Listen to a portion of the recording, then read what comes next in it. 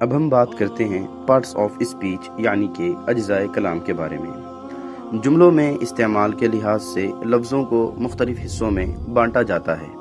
انہی مختلف حصوں کو پارٹس آف اسپیچ یعنی کہ اجزائے کلام کہتے ہیں۔ پارٹس آف اسپیچ 8 ہیں: ناؤن اسم، پروناؤن ضمیر، ایڈجیکٹو صفت، ورب فعل، ایڈورب تمیز، پریپوزیشن حرف جر، کنجنکشن حرف عطف، انٹرجیکشن حرف فجا۔ نمبر 1، ناؤن یعنی کہ اسم۔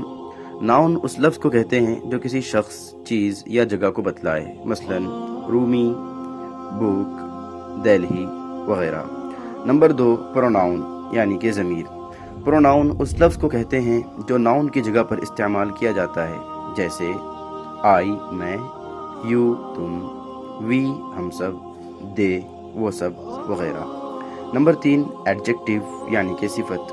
ایڈجیکٹو اس لفظ کو کہتے ہیں جو ناؤن کی اچھائی یا برائی بیان کرتا ہے، یا ناؤن یعنی کہ اسم کے معنی میں کسی قسم کا اضافہ کرتا ہے، مثلا گڈ بوائے اچھا لڑکا، بیڈ ہیبٹ بری عادت۔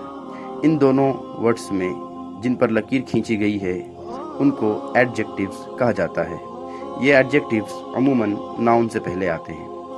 نمبر 4، ورب یعنی کہ فعل۔ ورب اس لفظ کو کہتے ہیں جس سے کسی کام کا ہونا یا کرنا معلوم ہوتا ہے، جیسے ٹیل بولنا، ریڈ پڑھنا، رن دوڑنا وغیرہ۔ نمبر 5، ایڈورب یعنی کہ تمیز۔ ایڈورب اس لفظ کو کہتے ہیں جو کسی فعل، صفت یا کسی دوسرے تمیز کے معنی میں اضافہ کرے، جیسے سلولی آہستہ، کوئکلی تیز، ویری گڈ بوائے بہت اچھا لڑکا وغیرہ۔ نمبر 6، پریپوزیشن یعنی کہ حرف جر۔